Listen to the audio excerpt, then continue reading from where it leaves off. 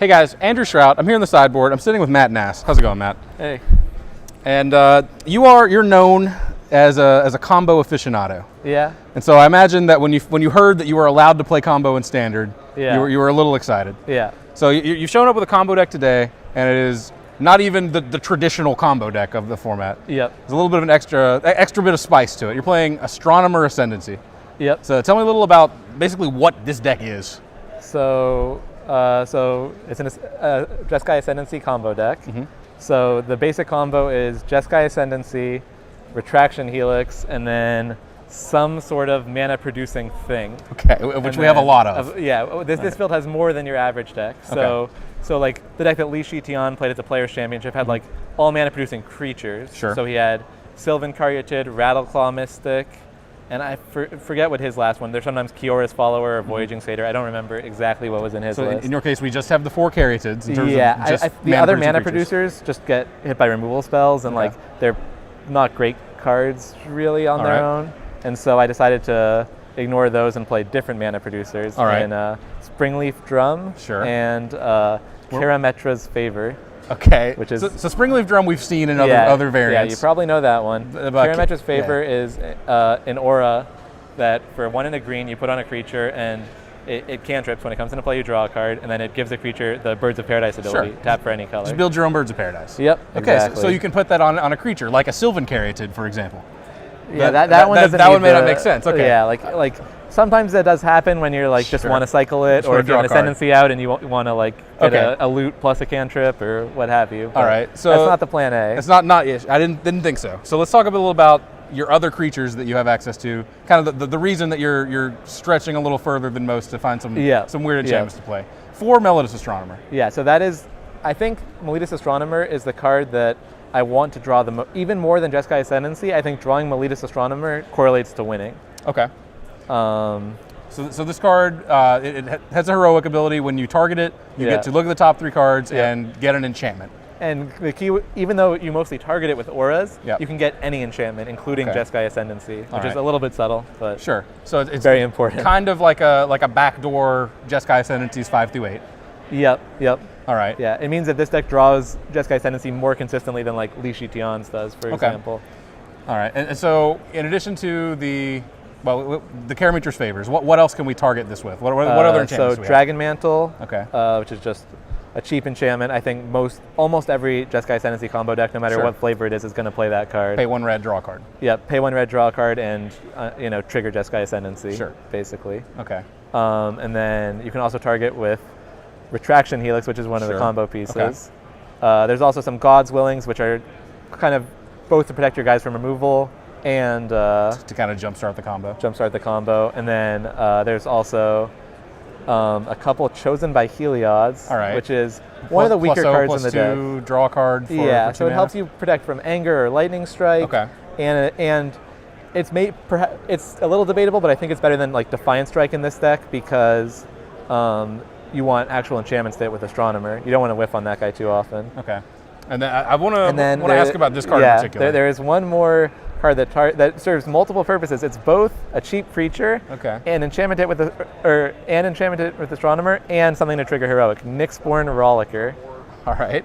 So sure, just basically does it all in this deck, right? It really does. It's not great at any one thing. Like if you needed something to trigger heroic, you'd rather play a Karametra's Favor because it cantrips, or even a Chosen by Heliod is better at that. If you needed a 1-drop creature, you'd rather play a Swiftspear or something because it has haste, which isn't even in the deck, or an Crowan Crusader, which is in the deck and has some powerful abilities. Yeah, we'll get to that in a second.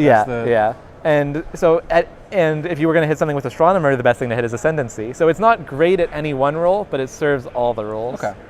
And I want to talk about Crowan Crusader next. That's basically the last angle in the deck. Exactly. It's not really part of the combo in any sense. So it is good for comboing because it's, first of all, cheap creatures are good for comboing. So a 1-drop creature.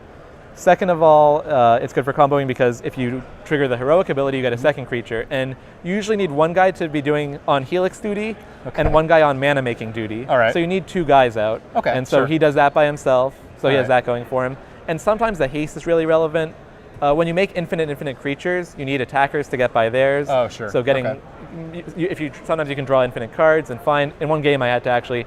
He had 2 Caryatids up to block, and so I couldn't bounce them with Helix.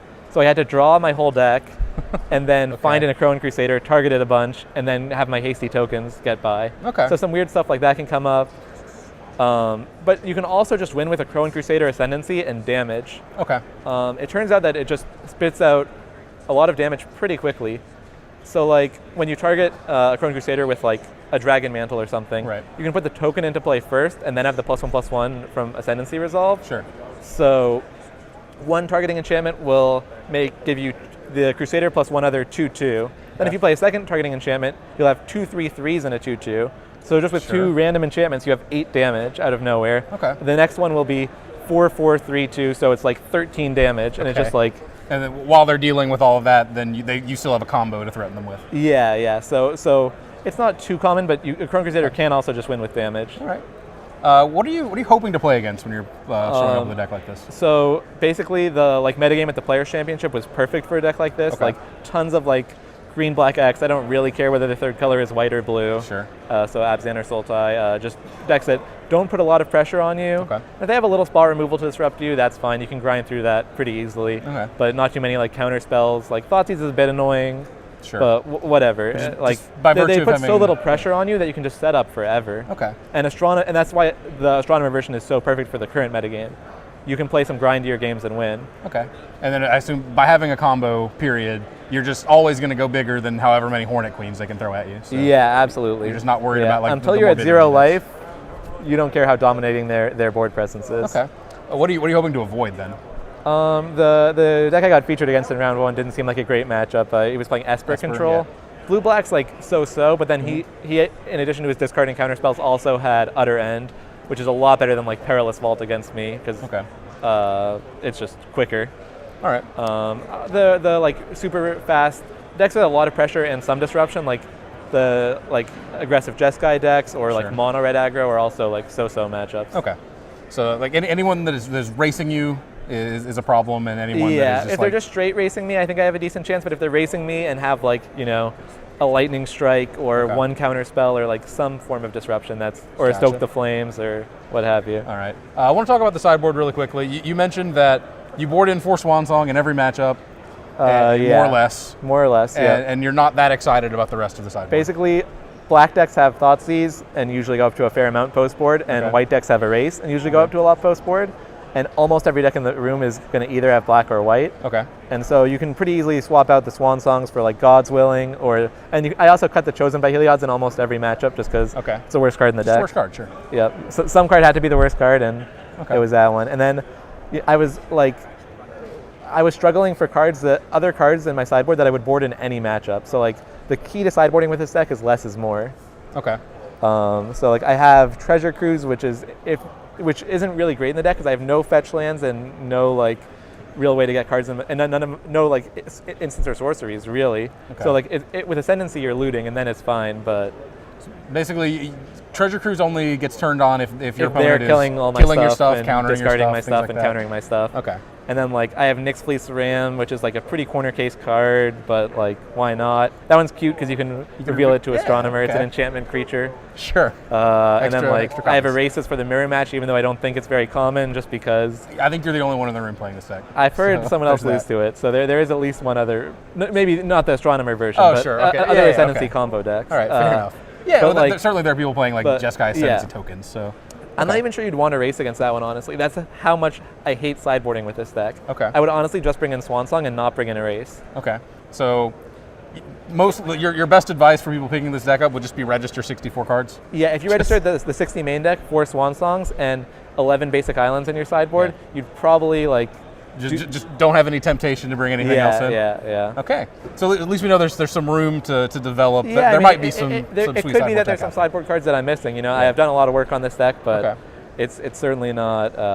You could also try like more sideboarding like Li Shitian did when he top-8'd the Pro Tour with this deck. I think he said he didn't like it that much afterwards, but he had like Savage Knuckleblade and Pelucranos. Transforming into like a kind of a makeshift monsters deck? Yeah. Okay. I'm not sure how the Melitist Astronomers are going to fit into your monsters Astronomer deck. Monsters, it's the next big thing. Yeah, absolutely. Absolutely, yeah. This format is certainly not stale. There's room for an Astronomer Monsters deck I think. Yeah. But we just finished the standard portion. You ended up, what, 2-2? Yeah, so I had 2 rounds that went like as smoothly as possible. I just like turn 4 killed both games in both the rounds I won. Sure. So it was just like, couldn't have been easier. And then in the rounds I lost, they were like super grindy games. And I hate to say it, but Miletus Astronomer kind of let me down. Oh no. Okay. I think one of the ones you saw on camera, I triggered Astronomer 4 times in a game, and I whiffed on all 4.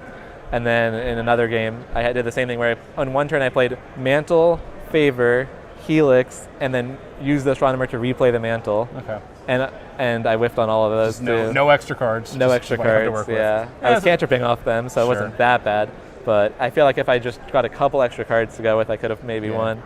So, well, I assume you're playing the little green men in Legacy, right? I am. Elf combo. Okay. Elf combo, as you are known to do. So yep. Hopefully those carry through the day because I want to see more of this deck in action. Yeah. I'll be rooting for you. Thanks for sitting down with me, man. Yep, no problem. Stick around. We've got plenty more coverage coming of the Invitational here in Seattle.